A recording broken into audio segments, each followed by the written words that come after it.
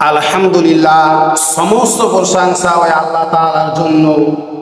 সংক্ষিপ্ত আলোচনা আজকে আপনাদের সামনে সংক্ষিপ্ত আলোচনা। সময় থাকলে একটু মন দিয়ে শুনুন। 5টি কাজ আসার পূর্বে আমাদের 5টি কাজ অবশ্যই করতে হবে। সাবাবাকা ক্বাবলা হারামিকা, বার্ধক্য আসার পূর্বে যৌবনকে মূল্যায়ন করো। যৌবন আবার কি জিনিস? রাসূল সাল্লাল্লাহু আলাইহি ওয়াসাল্লাম বলেন, যৌবন কাল আপনাকে ভালো দিকও নিয়ে যাবে, খারাপ দিকও নিয়ে যাবে। এই জন্য বার্ধক্য আসার পূর্বে যৌবন কালকে মূল্যায়ন করতে হবে আমাদেরকে। আমরা যৌবনে ভালোটাও করতে পারি, আমরা খারাপটাও করতে পারি। এই জন্য যৌবন কালকে আমাদেরকে প্রাধান্য দিতে হবে। যৌবন কালকে আমরা রিস্কা আলাকে এক ঠাকুর মেরে দিলাম, ধ্যান আলাকে এক ঠাকুর মেরে দিলাম, এই যৌবন কালে এই শক্তি জোরে। তো বার্ধক্য আসার পূর্বে আমাদের যৌবন কালকে মূল্যায়ন করতে হবে।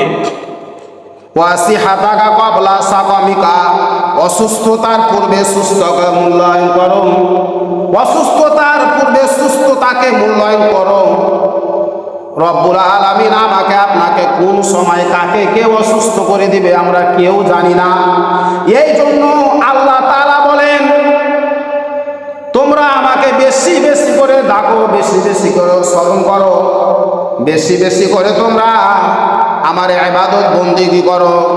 তাহলে অসুস্থতায় যদি আমরা পড়ে যাই, আল্লাহকে খুব আমরা কেউ ডাকতে পারি না। সুস্থতার সময় আমরা বেশি আল্লাহকে ডাকতে পারি।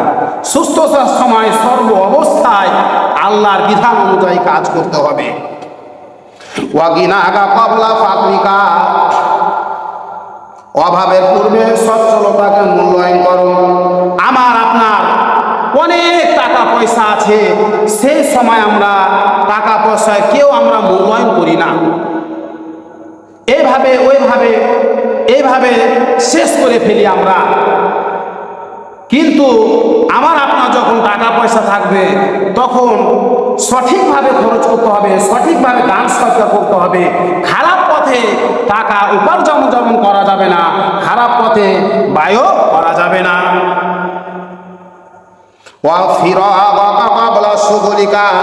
ব্যস্ততার পূর্বে অবসরণকে মূল্যায়ন করো। আমার আপনার এমন সময় আমরা ব্যস্ততা হয়ে যাব, অবসরকে যখন আমরা টাইম দিব না, আল্লাহর ইবাদত করব না, আল্লাহর বন্দেগী আল্লাহর দাসত্ব করব না, তখন অবসর। এই জন্য বলা হয়েছে অবসরকে মূল্যায়ন করতে হবে। কখন আমার আপনার ব্যস্ততা, আজ সমাজে মানুষ এত ব্যস্ততা, 1 ঘন্টার জায়গায় 2 ঘন্টা যে ঘুম পারবে দিনের বেলায়, এই সময়টাই নাই। একটু যে ইবাদত করবে এই সময়টা আমার আপনার কাউরে নাই। ও হায়াতাকা ক্বাবলা মাউতিকা, মৃত্যু আসার পূর্বে, আমাদের মৃত্যু আসার পূর্বে জীবনকে মূল্যায়ন করতে হবে। আমি আপনি জানি না কার কখন কিভাবে মৃত্যু চলে আসে, আমরা কেউ জানি না। এই জন্য ওয়া হায়াতাকা ক্বাবলা মাউতিকা, মৃত্যু আসার পূর্বে জীবনকে মূল্যায়ন করতে হবে।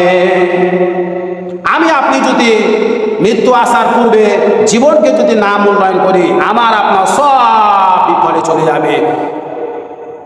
জীবনটাকে যদি আল্লাহ পথে ব্যয় করতে পারি, আল্লাহর বিধান অনুযায়ী যদি আমি আপনাকে জীবনকে ব্যয় করতে পারি, মারা যাওয়ার পরে কবরে আমার আপনার সাথে স্বয়ং আল্লাহ রব্বুল আলামিন হবে। এই জন্য 5টি কাজ আসার পূর্বে আমাদের 5টি কাজ করতে হবে।